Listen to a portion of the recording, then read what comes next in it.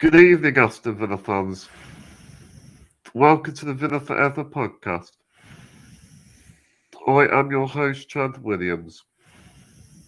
First of all, before we get started, if you're new to this channel, please hit subscribe. And you can follow me on all audio platforms as well. This evening, I'm joined by my special guest, Frankie Maguire, who has previously been on my podcast before. He's the host of All Villa No Filler.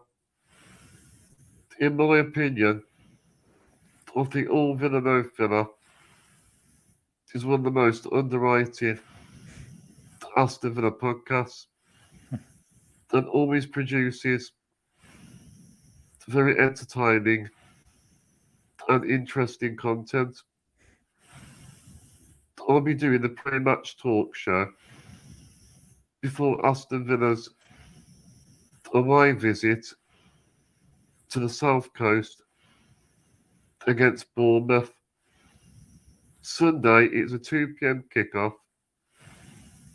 Can Aston Villa get another away win and make it 2 consecutive Premier League victories? It's been a great time to be a Villa fan at the moment. So it's great to have you on the show again, Frankie. Thanks for the invite. Really, really appreciate it. And thanks for the very nice words about the All Villa No Filler podcast as well. I massively appreciate that. How are you? Yeah, all good, thank you. Aston Villa are making my life far more enjoyable than they have done for about, I would say, 20 years, longer than that. Every week I look forward to watching Villa now, which is a very rare treat as a Villa fan. And hopefully it can just continue as long as it can, really. Because I think this team we've got now is probably the best we've had in years. And as fans, we need to enjoy every moment of it. Oh, 100%. And I agree. I think we've got a collection of players who are genuinely bona fide world-class talents in, players like Emi Martinez, Douglas Luiz. I would argue Ollie Watkins and John McGinn are not far away from that sort of level at the moment as well, the way they're playing. We've just got a range of players at the same time with a manager who is, a proven winner, arguably a genius, just doing things that are just so unique to watch as a Villa fan. It's a very, very exciting time and one we should definitely make the most of. Because Unai Emery, he's showing his elite coaching skills now. And he's up there with Pep Guardiola and Jurgen Klopp. Oh, absolutely. I think with Guardiola and Jurgen Klopp, what we have to look at with them, I think, is that, I think they're the two best managers in the world. And they've won the Champions League multiple times. But I think Unai Emery is that I think that he is easily one of the best managers in the world. And he seems to really excel at teams like Aston Villa. And if you look at his past, you look at Sevilla, Valencia, Villarreal, teams that maybe aren't expected to always be in the top 3, top 4, competing for titles, winning trophies. And he's always consistently managed to get teams of, that sort of level to winning things. And I think that in comparison to when he was at Valencia and Sevilla before, he's at Aston Villa, where there's a lot more financial firepower than he's probably had at those type of teams. I know he's been at Arsenal and PSG. I think what he did at Arsenal was a bit underrated. Yeah. It was very, very difficult to succeed there, given the circumstances and the mess they were behind the scenes. But PSG, I think he did an underrated job there, given that how many top managers have gone there and have not won the Champions League. And he, got to a quarter final. But I think we've got a very, very special coach. He got some unfair criticism at Arsenal. Absolutely. It was a mess. And I've got some very close friends who are Arsenal fans, and they all say the same thing. He was on a bit of a highway to nothing there, just because it was a really difficult circumstance he walked into. The dressing room wasn't necessarily united, behind the scenes, it wasn't working out. And he had to follow Arsene Wenger. And in actually, he managed to get them higher in the league than Wenger had the season before. And he got them to a European final, which Arsenal have not been to very many in their past. So he actually did a good job. It's just the second season, obviously, it didn't work out. But at the same time, Arteta took a long time to get going there as well. So, no, I think he did a better job at Arsenal in hindsight than people gave him credit for. Because, and also, Frankie, we're in the top 4 in December. How does that sound?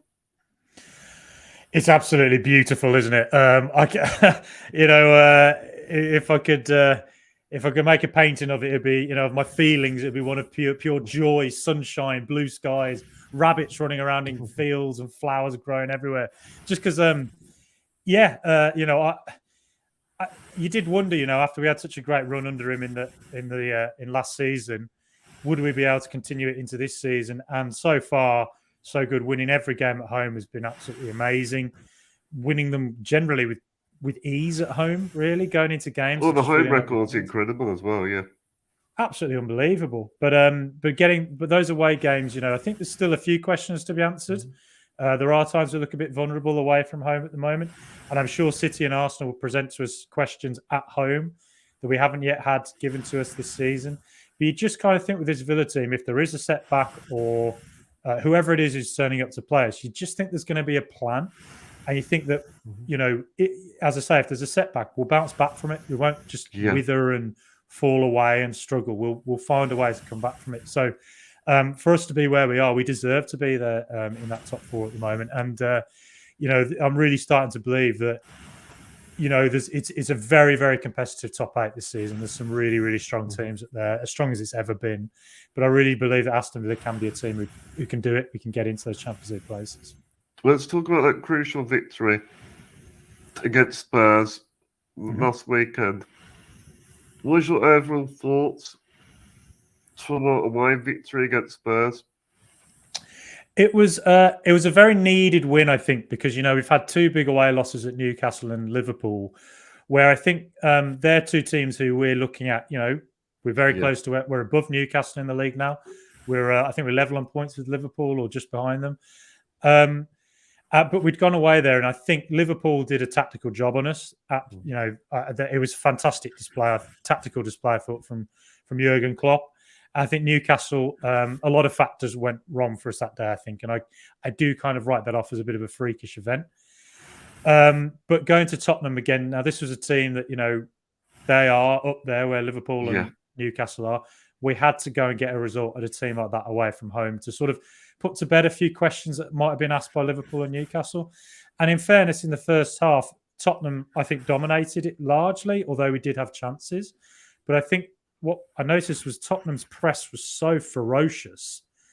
Villa have, I think, away from home in those first 15 minutes in games, we've conceded a lot of goals. That happened at Nottingham Forest as well, where the opposition fans are at their loudest, the opposition team are at their most energetic, and Villa have not yet settled into a pattern of play where they can dominate the game, which is what we like to do. So that's probably when opposition teams can catch Villa out. And then, Villa, if we concede, we're having to fight our way back in. Now, Villa, I think Tottenham's press was so ferocious that it was really, really difficult for any team to settle under those circumstances. The Highline Derby. Yeah, the Highline Derby, exactly.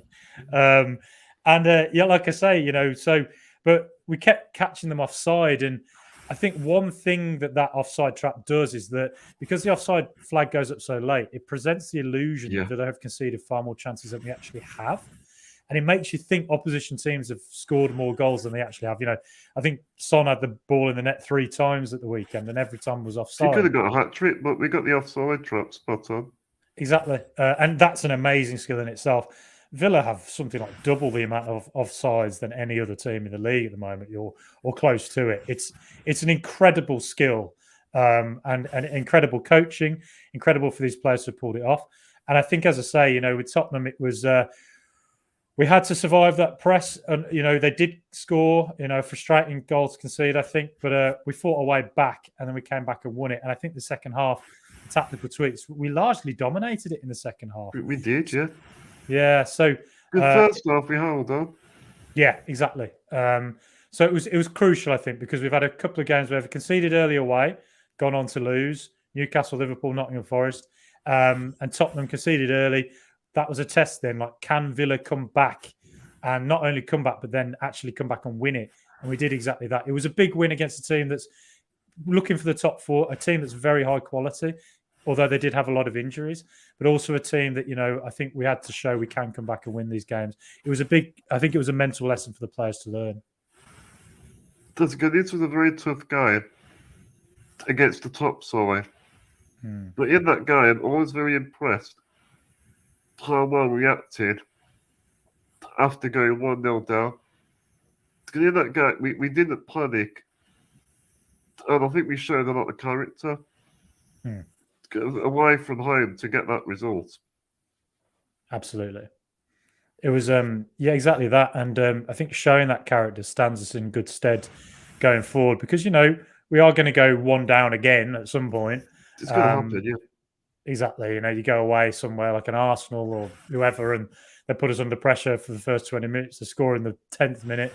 But I think what we did at Tottenham, it showed that we can work our way back into a game. And I think that was exactly as you say, an important show of character and important lesson for the players to learn that they can get back into these games going forward if they end up in those sort of scenarios. Because this result, I think it was really crucial. It was a good statement, showing we are capable, finishing, dare I say it, the Champions League. But I think we've got a real good chance. And we've got a very special team. We have an elite coach. Absolutely. We've got a truly elite coach. And, with the Champions League, there could also be 5 places this season. I was kind of laughing. Exactly. I was kind of laughing at Manchester United struggling in the Champions League, but then I realised that them not getting through might actually mean that 5th place doesn't become a Champions League place. That's interesting. Yeah, so now I'm suddenly supporting Man United full tilt for the first time ever in my life. Because if there's a top 5 that gets through, brilliant. But if it is that top 4, it's going to be very, very competitive. But I kind of had to recalibrate how I think with Villa, because I've always thought, if we get top 8, brilliant, but looking at it this season and the players that we have and the coach we have, if we can avoid injuries, you really have to believe Villa can do something. And, I think it is time as Villa fans that maybe look at Alex Moreno and Jacob Ramsey's come back. Exactly. And, they both, Ramsey, hasn't played too much since he's come back, but Moreno got a good run out against Warsaw, got a goal. Excellent goal, wonderful goal. Exactly. And looked more, I've been saying this all season, as well as Dean and Cash have played, I still think Moreno is a more dynamic fullback. He's a slightly more modern fullback. He's capable of beating a man more regularly than I think Dean and Cash can. And I think that when we play those low block teams against, say, like a Nottingham Forest away, we really struggle to break them down out wide. And I think that having Moreno, if, say, Bournemouth try and do that to us this weekend, having Moreno is so important because you just feel that he can beat a man. And it makes us a better team, I think. Absolutely. And that left-hand side, Warsaw, seeing Ramsey and Moreno playing together again, it reminded me of last season. It was like seeing your favourite band reunite. The Beatles have got back together. It was great to see. And if they can come back into fitness now, and if we can keep our team, fingers crossed, free from injury, this December period, suddenly, we've got a lot of games, a lot of very tough games as well. You're halfway through the season then. Exactly. You're halfway through the season, and if those 2 players are coming back in, suddenly Villa have a whole new dynamic that we can throw at opposition teams, and we really have to believe that we can compete for the top 4. So in the Spurs game, who was your player of the match, Frankie? Yeah, I thought about this. I think there's something to be said for Tielemans' impact when he came on. Yeah. Just came on and I think calmed it down a bit. I think that outright with Cash and Diaby, we weren't retaining the ball very well. And I think Cash looked a bit overawed just with the press.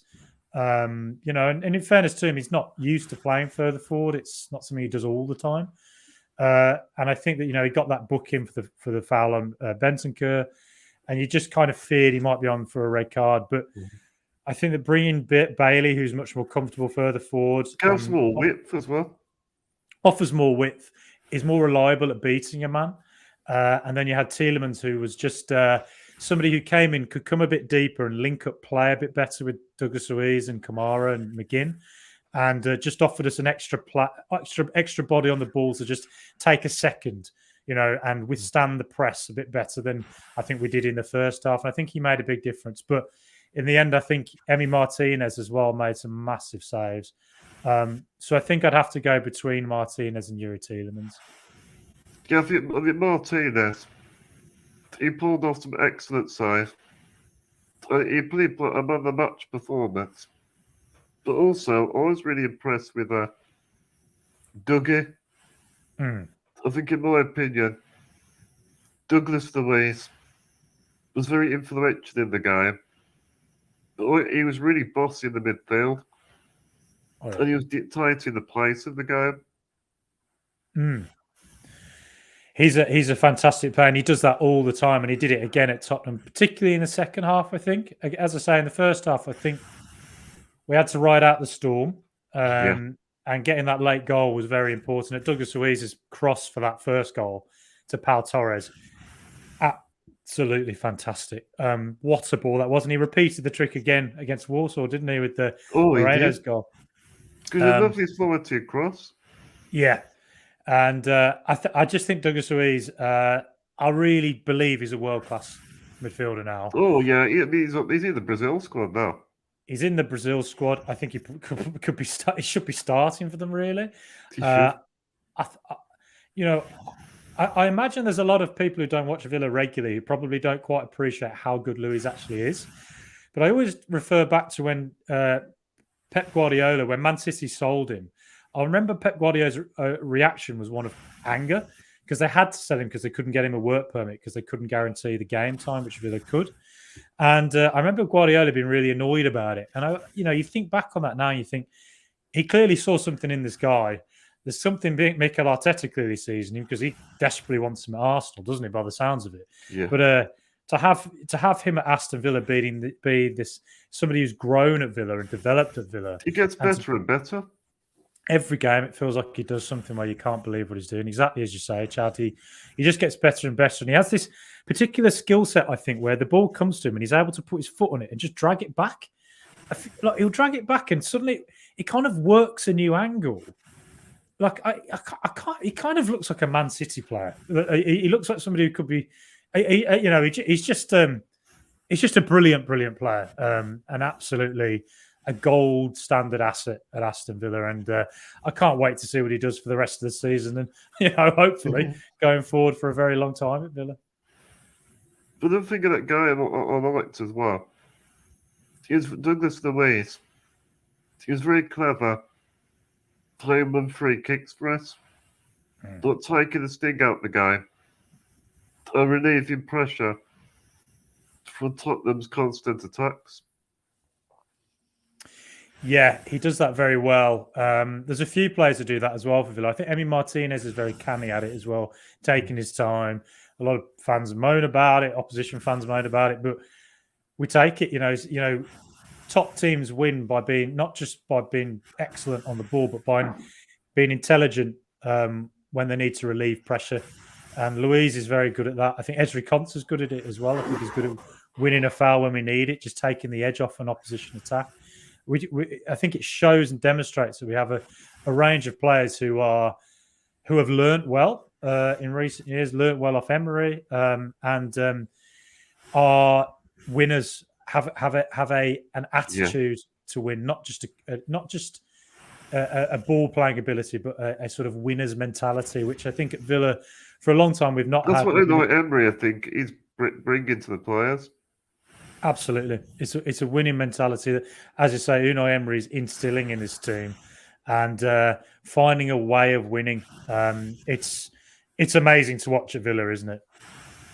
Well, I think in the Spurs game, I think Unai Emery really showed his elite coaching skills. But do you think Unai Emery's tactical substitutions changed the game? Absolutely. I think it was partly as well. I was really shocked at how Tottenham. I've watched Tottenham a few times this season, and I think they've been exceptional in some games with James Maddison and Van der Ven, Yeah. particularly, really standing out to me. And we were fortunate that both of them didn't play. But I was really taken aback by just how ferocious their press was in the first half. And it was so difficult to play out. But at the same time, we did find a way through. We did create chances. We had quite a few chances in the first half. Particularly, I feel like Dean getting forward on the left, I think, created a few things. But at the same time, Cash was looking vulnerable, I thought, outright, and looked like he might be on course for a red card. Matty Cash really struggled. Yeah. So, as you say, like those tactical substitutions that Emery made, they were crucial because, I think Bailey for Cash was quite a logical one. Yeah. But I think bringing Diaby off, wasn't necessarily a logical decision. It was one that you thought, oh, Diaby's a high quality player. You said about Diaby going on the right wing, didn't you? Yeah, I wondered if Diaby could. I did because Diaby played out on the right for Bayer Leverkusen, and that's where he excelled. And we've not played him on the right yet. And I wondered if maybe what he could have done was give Diaby 15 minutes out on the right, and then bring in, say, a Tielemans or put Ramsey out on the left and bring McGinn out to the right. Maybe just see what happens. Just see it. But I think he's committed to having Diaby as that second striker and doesn't really want to diverge from that. So I think bringing Tielemans in, it wasn't the most obvious substitution, but it was an absolutely crucial one in the end because Tielemans made a massive difference and, got the assist as well for the second goal and proved once again just what a tactical mastermind Emery is. Saw that it wasn't necessarily working in the first half, made the changes that were needed at half time. It's not the first time. But another tactical masterclass. Exactly. He just finds a way, doesn't he, Emery? In a way that managers in recent years, I think, have waited too long for substitutions or made the wrong substitutions. Whenever Emery makes a change, you just feel it's the right one. And more often than not, it is the right one. Good. With Matty Cash, he struggled on the right wing. And he got booked as well. So I think it was a very wise decision by Unai Emery. I agree. It was. And also, Diaby, he looks very quiet. But sometimes you get guys like that. But bringing on Yuri Tielemans, I think that guy was more control in the midfield. And I really enjoyed his fantastic assist. Tielemans setting up Watkins. And Tielemans always seems to get assists that get goals for us. Yeah, I think he had a crucial couple of passes against Crystal Palace at home, didn't he, as well? I think with Tielemans, I think he started this season a bit slow, and I was a bit worried. He didn't play that well last season for Leicester, but I've always really liked Tielemans as a player. I've always thought he's a couple of seasons ago, I thought he might have gone somewhere like an Arsenal, something like that. He had that kind of a sort of, quick passing, good passer of the ball, high quality on it. So when he came to Villa, I was really happy, but it did start a bit slow for him. But ever since that Alkmaar game, where we won 4-1 away, where he was brilliant playing as the second striker, it was a revelatory role for him. It's not one that I thought he'd play for Villa, but ever since that game, he's been really, really good for Villa, making really crucial, having crucial moments in games, having a crucial impact, and again, as a squad player who doesn't always start, but one who, when he does start, does the job, and when he comes in for 30 minutes, also does the job, as he did at Spurs. And that, as you say, that second goal, the assist was lovely, but the whole goal, from start to finish, passing it from the back patiently to a wonderful finish from Watkins. It was just classic Emery goal, and one that I love watching at Aston Villa nowadays. Patience pays off. Exactly that. And also, I think in that guy, Leon Bailey, I mean, I know he knows he doesn't like to be called this, but he's a super sub. He's a great impact player. I think when Leon Bailey come on, he looked more of a threat on the front foot. I think using his pace gave us an outlet. Absolutely. Bailey's a little bit like Tielemans in that, after 2 years at Villa with Bailey, I'd kind of lost faith in him. I hold my hands up to that. There've been games where he'd looked exceptional and unplayable, and an example of that was Manchester United 3-1 last season. He was absolutely fantastic in that game, but he just didn't do that regularly enough. But clearly Emery saw something in him, and again, it shows you the ability of Emery to see this and to have faith in players. And ever since the 4-0 against Everton this season, where Bailey got a goal and an assist, as you say, Chad, him as an outlet on the right has been absolutely consistently excellent. You know, a lot of fans gave up hope on him. Yeah, and that was it. I was sort of one of them. I just never thought we were ever going to see the consistency from him. I thought we might see the odd brilliant game, but not enough consistency. Ever since that Everton game back in August when we won 4-0, he has consistently offered something really, really threatening for Villa. And it's heartwarming to see. And I never have I been more happy to be proven wrong, ever. And hopefully continues this kind of form for the rest of the season.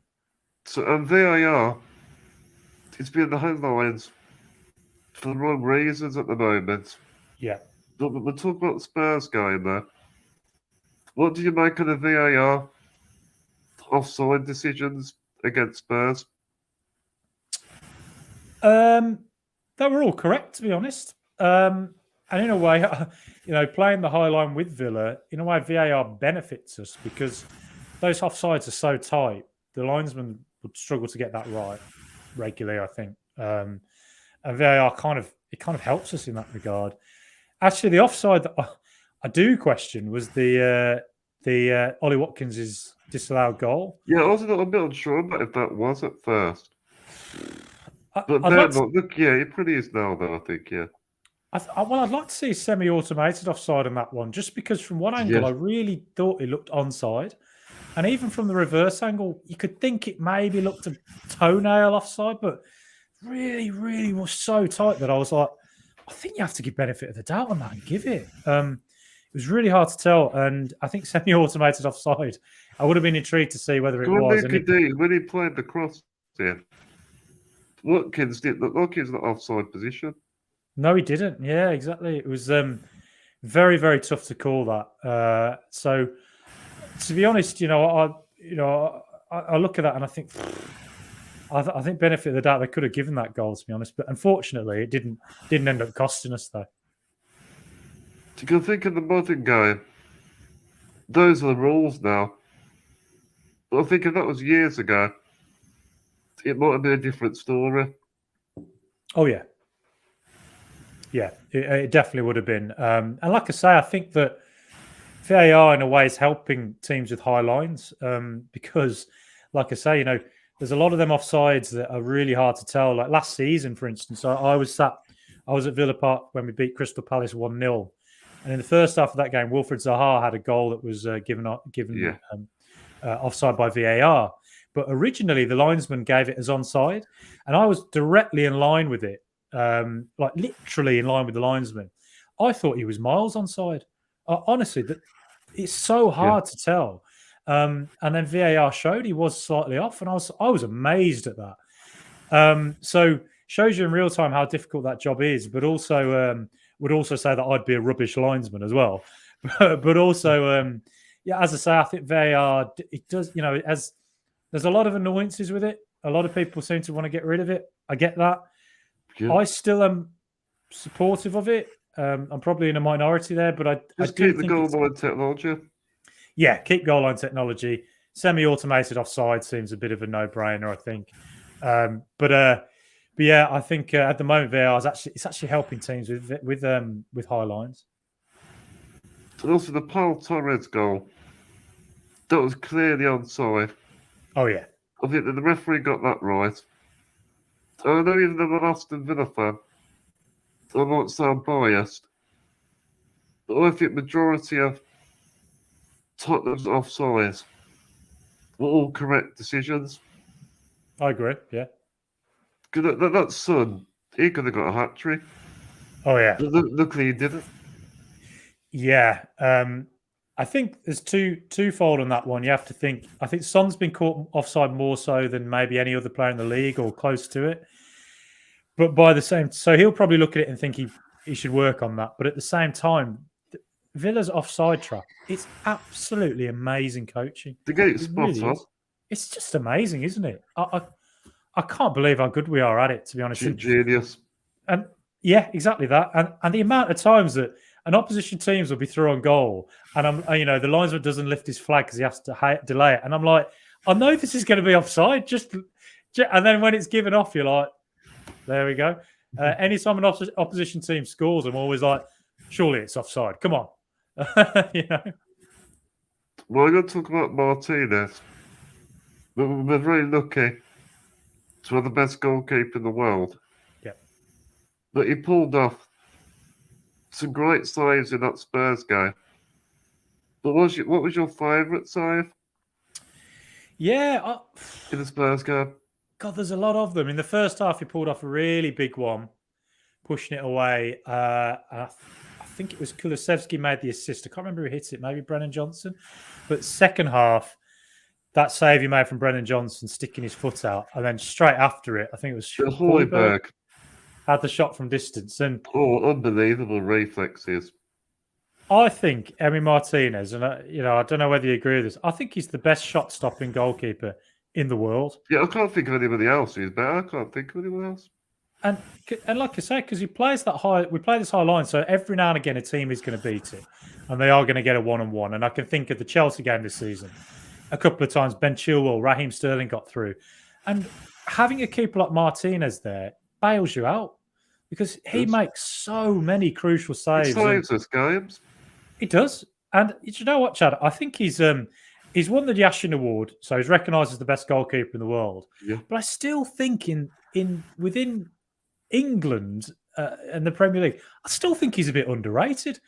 I always hear people go on about how great Edison is and Alisson is, and they are fantastic goalkeepers. If he played for Man City, they'd be talking about him all day. Exactly that, they would, because I think Edison's the best goalkeeper on the ball in the world, but I don't think anyone's better than Martinez at saving the ball. And I also think that Martinez is underrated on the ball. He never makes mistakes, really. He's great. He makes the right pass all the time. I think he's like a bizarrely underrated in the Premier League, but I think on a global scale, he's probably very much recognised for the absolutely incredible goalkeeper that he really is. Yeah, because I think in that game, he really showed everyone the reason why he's the best goalkeeper in the world. Absolutely. And he definitely proved it in that game. Yeah. Completely. And it was fantastic. I was at the stadium for the Fulham game, and he came out before. We had this amazing tifo for him, which I love to see. I'd love us to have a banner for him at Villa Park as well. That's permanently there. Yeah, and when he had that Yashin Award, showing it to us, and it was well deserved. He made one of the greatest saves of all time in the World Cup final from Colin Mawani. He made him massive saves over and over again for Villa. He's an incredible goalkeeper, and I really hope that we can get Champions League to keep a player like him at Villa Park. Yeah, because a player like Martinez, he would definitely want Champions League football. Yeah. And he deserves it. He's a brilliant player, and he deserves to be playing in the Champions League. And hopefully we can give that to him at Villa. Also, Frankie, we'll speak about last night's game. Yeah.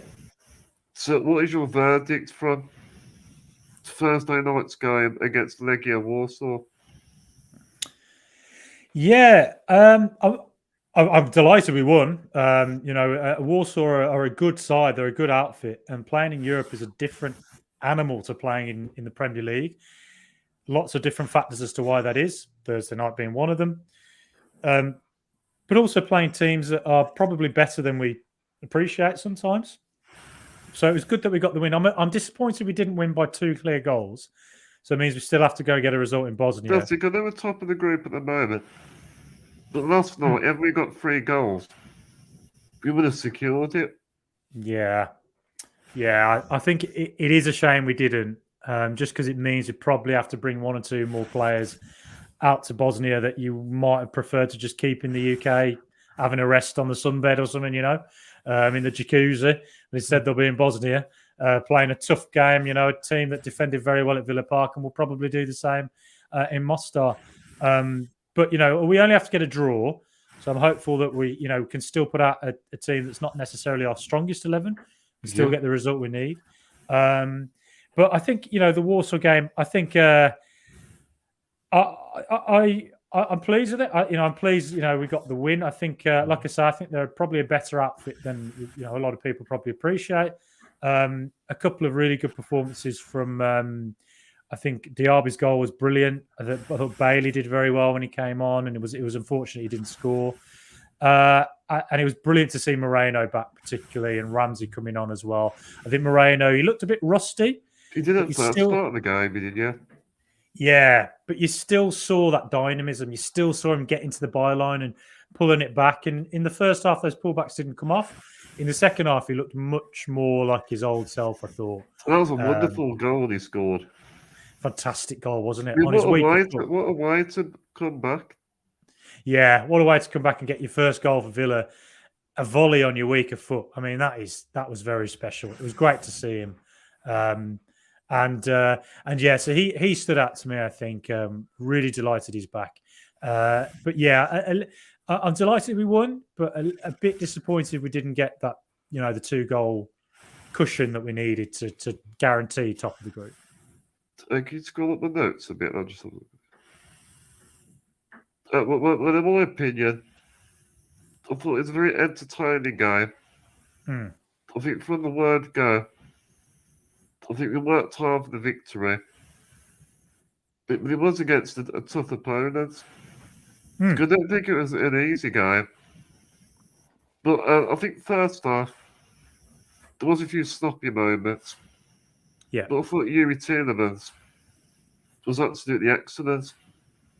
He's a great squad player to have, Yuri Tielemans. Yeah. And he's versatile. And also, Andy Arby had a good game. Yeah. I mean, that first goal, for instance, that was Tielemans and Diaby, wasn't it? Kamara won it back, laid it to Tielemans, and Tielemans' pass was so perfectly weighted. And then what Diaby did from there, from the right wing, cutting in on his left and burying it. It was a fantastic finish and a brilliant, brilliant goal. Also, with the Alex Moreno goal, we have to give a lot of credit to Austin McPhee. Yeah. It's a great free kick routine, that was. Yeah. I call him the wizard because I think he looks a bit like a wizard from Lord of the Rings. I could see him say... I could see him like hanging out with Gandalf and the two of them conjuring some set piece magic. And as you say, like there's no, we all talk about Danny Murphy talking down the role of a set piece coach, but there's a reason Aston Villa set pieces are so dangerous and why we get so many goals and why we're one of the top scoring teams from set pieces in the league and have been for quite a while now. And that has to be the inclusion of Austin McPhee. He's doing a brilliant job at Villa, and I gather that Nottingham Forest are looking for a set piece coach, and they struggle to find one because apparently it's one of the toughest roles to fill in the league. The pundits, not many of them actually appreciate what Austin McPhee's actually done.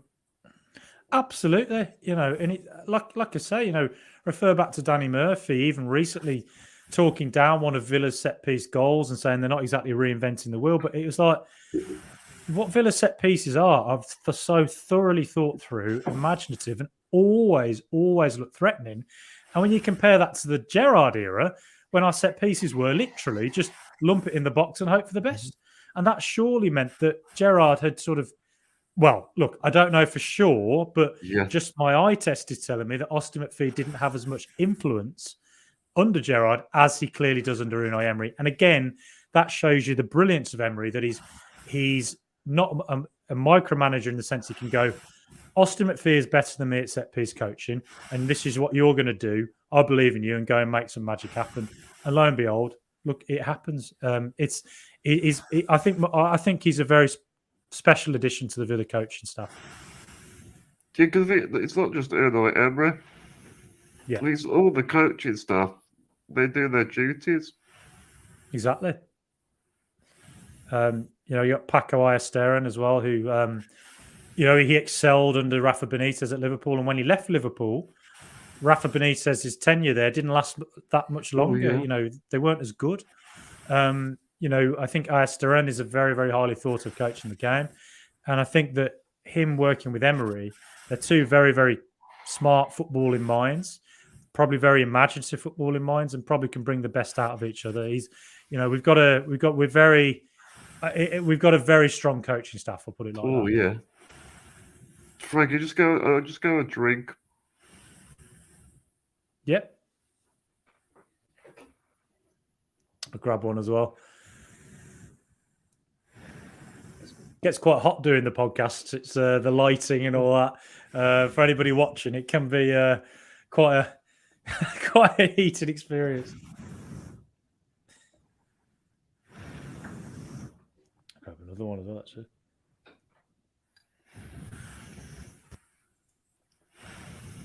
So we're going to talk about the Bournemouth guy. Mm-hmm. On Sunday, we travelled to the South Coast against the Cherries. Yeah. So what do you expect from Bournemouth on Sunday? Do not underestimate Bournemouth. I think it's going to be a tougher game, I think, Absolutely, I agree. I think they've got a very, very smart coach. A coach who might be a young Unai Emery. That's the way I put it. I think he's started his career very impressively in Iraola, both from the Basque Country as well. Him and Emery. The Basque Country producing some incredible managers at the moment. Oh, they are. A lot of them, and Iraola is another one. And I think Bournemouth had a very, very tough start to the season. They had a very tough fixture list. And for a new manager coming in with very new ideals and new methods, it's very hard for the team to perform in those circumstances. But clearly the players believe in what he's doing because, whilst they struggled at the start of the season, in the last month, they've got their act together. And this was a pressure month for Iraola because if they continued losing, he could have got the sack. Instead, they've gone and got 3 out of 4 wins, I think. A win over Newcastle at home. Yeah, they beat Newcastle. That was a shock, that was. Massive win. And they outclassed Newcastle in that game. They could have won by 4, honestly. But I think this guy is going to be tougher than the Spurs guy. He could be. Definitely could be. I doubt Bournemouth will drop off in energy levels in the way Spurs did in the second half, just because I don't think they'll press as ferociously as Spurs did. But what Bournemouth do is Iraola teams do is they do press very high, and if they win the ball back, they create a lot of chances from it. I think Bournemouth have one of the highest creation levels in the league from winning the ball back high up, but they don't take those chances as regularly as other teams do. Yeah. So we may have to rely on Martinez. Nick Pope made a lot of saves. Emi Martinez might have to make quite a few saves as well. It'll be interesting to see how Bournemouth play against a high line. I'm not sure they'll. Yeah, I'm not sure they've played one quite as high as we do. But Tavernier, Semenyo as well, 2 very, very effective players. And I think the wide areas are where Bournemouth might try and hurt us. But also, Iraola teams are not afraid to go direct. So if they get the ball, and they might try and repeat the Nottingham Forest trick, get that ball deep, quick one over the top. Hit that high line as quick as they can. Yeah, Dominic Solanke, he's a great player. He's good. Yeah. He didn't get a lot of goals at first for Bournemouth. And you did wonder, is he Premier League quality? But in the last, year and a half, he's really come on leaps and bounds. And, he's got a couple of goals recently. I think he got another one against Newcastle. I think he got another one against Sheffield United. They're good. He's a very effective talisman. So I think in the wide areas, they could hurt us, and they could hurt us direct from deep. But also, can Villa beat their fullbacks? If we have Moreno, I think that's a big addition. Because I don't want to see a repeat of what happened with Forest, where our fullbacks couldn't beat their fullbacks. And also, their wingers tend to come back, Iraola wingers tend to come back and help their fullbacks. So that's going to be hard to beat that. So we might rely on, I don't want to say a moment of magic, because it reminds me of Steven Gerrard, but a moment of a moment where we do beat their fullbacks. You know, Moreno beats them and pulls it back, or we may have to try and outplay them in the centre. We can do that. You know, if Bournemouth try and outplay us, I think Villa will outplay them, and that's how we can win it. But also, I think we may have to work it through the middle. And without Kamara there, that's going to be harder. But I am intrigued to see who plays deeper. I instinctively think he might go Tielemans, playing alongside Douglas Luiz and McGinn further forward on the right. And maybe Ramsey comes back in on the left. But it'll be interesting to see what he does. I'm not fully sure what he's going to do at the moment. I think it's going to be harder because it's more pressure of us. We're the favourites going into the game. Yeah. Pressure to get a result. But with either like Emery, he'll thrive with that pressure. Oh, yeah, for sure. And it's a test for Villa as well because, you know, against Forest, Liverpool, Tottenham, Newcastle, in all 4 of those away games, we've conceded early goals. And in a few of those games, they've been very early, you know, 5 minutes, 6 minutes. And if Bournemouth press us very high and the crowd's up and energetic on Sunday, and we're coming off a Thursday night game, Villa have to settle early. We can't concede early because if we do, it could be a bit of a repeat of the Forest game. It'd be nice to get a clean sheet. Yes, definitely. We are conceding the odd goal, even though we're winning a lot. As you say, it'd be nice to keep a clean sheet, and I think we can for sure. But I do think this is going to be a tougher game. You know, considering we got City and Arsenal coming up, our eyes are probably looking at them as the games where you're thinking, bloody hell, they're tough. But I just think Bournemouth away, the form they're getting into now, with a very smart coach in Iraola, I do think they're going to cause us problems. But at the same time, we're definitely going to cause them problems.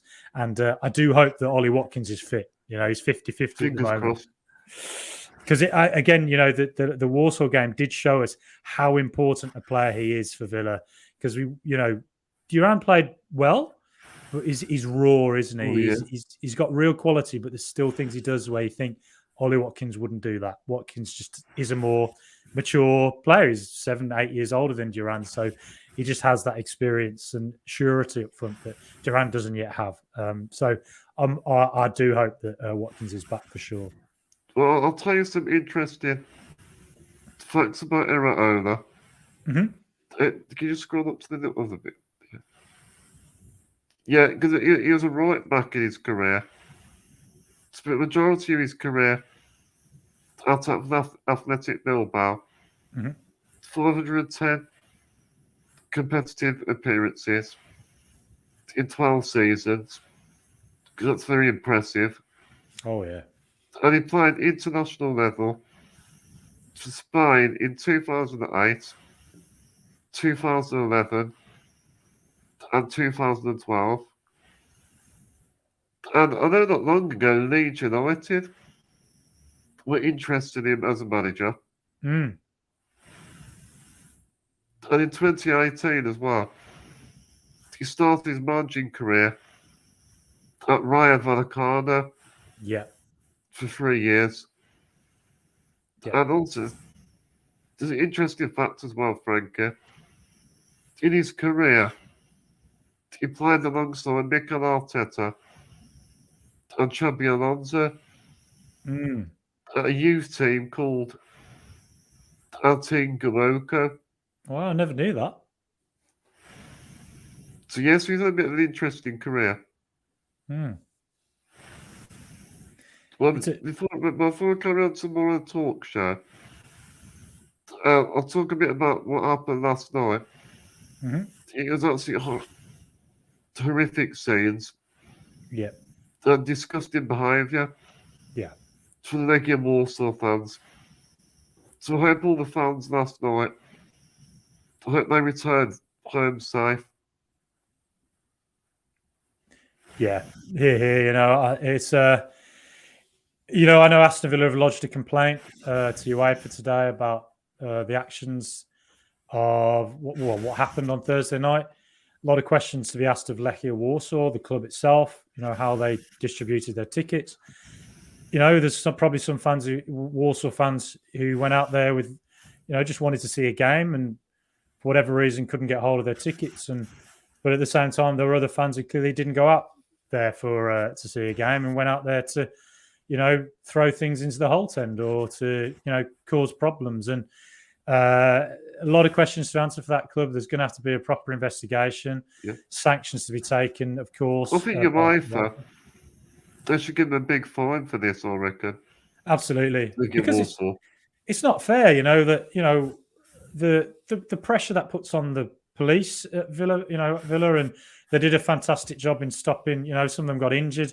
Some thoughts with those who got injured. They did a fantastic job in keeping, the Villa fans safe, really, because who knows what could have happened. And it's not fair that Villa fans go to a game on a Thursday night, excited to see a European game, and have the potential threat of fans kicking off like that.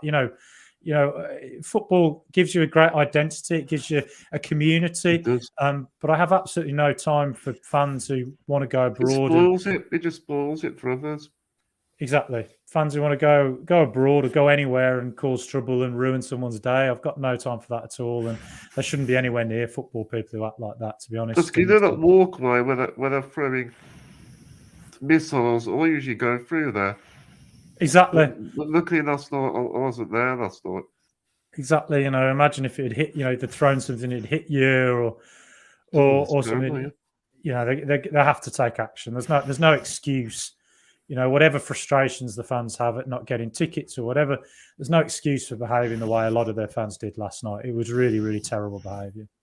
Well, so I'll move on from that topic. So what's your score prediction for Sunday? Oh, I think it's going to be a tough game, this one. But I think I'm going to say we win. We don't tend to win at Bournemouth. I think I'm going to say we do it. I'm going to say we get a 2-1 win. 2-1. I think we might do the same thing again, concede early, but I think we might fight back. And if Watkins plays, we'll score. But if he doesn't, maybe like a Ramsey, somebody like that. But 2-1. I'm going to go a 3-1 away win. I like to hear that, Chad. I like to hear it. I like your confidence. Does it? We have to believe that we can beat anybody. Absolutely. If we want to get Champions League, we gotta, or if we want Europe at least this season, we got to keep winning at home as we've been doing. But away from home, there's a few little patterns that we've got to fix. Conceding early being one of them.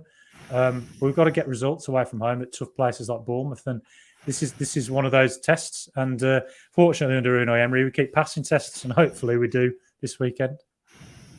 So, Frank, I know the work that that I'm doing on the podcast, but could you keep spreading the word about it?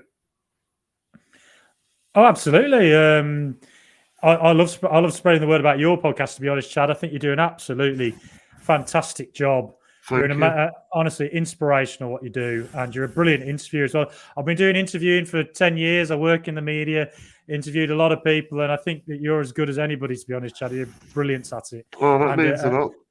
Honestly, a fantastic addition to the Villa podcast world, because we're very lucky in the Villa fan base to have such fantastic podcasts everywhere. There's so many of them, and a really, a great community of very friendly people, nice people. No one embarrasses us. There's other fan bases that have some cringeworthy podcasts, I'll put it like that. But fortunately, we don't seem to have any of that. Hopefully, I'm not one of them. I host all Villa No Filler, of course. I do that with my good friend George Zielinski. He's a great guy as well, George.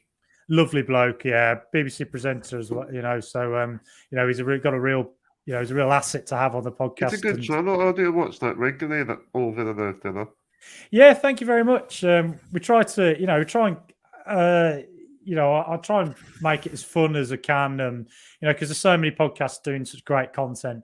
I don't know, just try and make it as fun as I can, and try and get as many great interviews as I can with, people who, are, experts in their field as well. So just try and offer something a bit different. But, like I say, there's so many great podcasts, and it's a real privilege to know that there's people who listen to us. And I see our listenership is going up all the time. Our views on YouTube, our subscribe count is going on. So I'd really appreciate it. Anybody watching this, please go and subscribe to All Villa No Filler. And, I recommend that podcast. Yeah, thank you very much, Chad. I massively appreciate that, and I endlessly recommend people subscribe to your channel. Keep listening to you because what you're doing is brilliant. It really is. Oh, well, I'm going to read out some live comments. I've got one off my uncle. Oh yeah. So John Blevins. So he said, "Do you think Villa will bring in any new players in the transfer window in January?" Very good question. I tend to think if we have an injury, that will change the dynamic of whether we do or not. You know, a key injury to someone, a long-term injury to a very key player, like let's say a Martinez or a Watkins. Touch wood, God, that never happens. But if something did happen, we might have to consider it. But if the squad stays the way it is, there might be one signing if Monchi sees an opportunity to get somebody in for a relatively cheap fee. Like a Moreno last season at 14 million. I'll try and get maybe a right back. Yeah, a right back would be very, very nice. Well, for competition for Matty Cash. Yeah, definitely. I think Cash does need competition at right back, and a right back who you think can just beat a man. I love Cash, but he's not great at beating a man at a low block. So I think that maybe having a player who can come in and maybe do that with more reliably. Cash is very good when he's got space to run into. I think having effectively a Moreno on the right side would be very nice. So if someone like that comes available, I could see it happening. But if I was to guess, I think Villa at the moment probably are happy with the squad we've got. But like I say, if there's an injury, I don't think we'll do that. Loads of dealings. I don't think. Yeah, I agree. I think I don't see a backup goalkeeper. Yes, definitely. Do you think we'll sign anybody? Maybe just not a goalkeeper, maybe. Mm-hmm. It's a shame we can't sign that Dubravka. But is he at Newcastle? Isn't he? Yeah, he is. Yeah. Do you think of else we could sign? Do you think what goalkeepers are out there we could sign?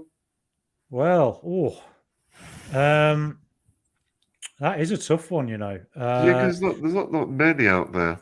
No, and it's a goalkeeper who you think would come in and be happy to be a number 2 to Martinez, because most keepers want to be starting. That's a very tough role to fill. I don't know. I really don't know. You're probably looking in the Championship for one who you think might want to step up and get that Premier League experience. But you're looking for somebody who's good on the ball, good shot stopper. I don't think we're doing much in the transfer window. I don't think. Because they're relatively happy with the squad. Unai Emery is. I agree. Yeah, I think Unai Emery will be happy with the squad as it is. He tends to like a lighter squad normally. He doesn't like loads. And I look at Villa's bench now, and it's definitely a lot stronger than it used to be in the past. But you have to hope that injuries don't happen. And if injuries happen, that does change the dynamic a bit. But I'm fairly sure Villa would prefer to save their money and go hard in the summer if we have to. Well, we're an hour into this episode. I think I'm going to bring it to a close. Mm-hmm. It's been a real enjoyable podcast. Absolutely. I've absolutely loved chatting with you, Chad. It's been brilliant. So thank you, everyone, for watching. If you enjoyed this podcast, please give it a like, share, and subscribe to my channel. Also, remember to make sure to keep your post notifications turned on. Also, please let me know your thoughts in the comment section below. Thank you so much, Frankie, for your time.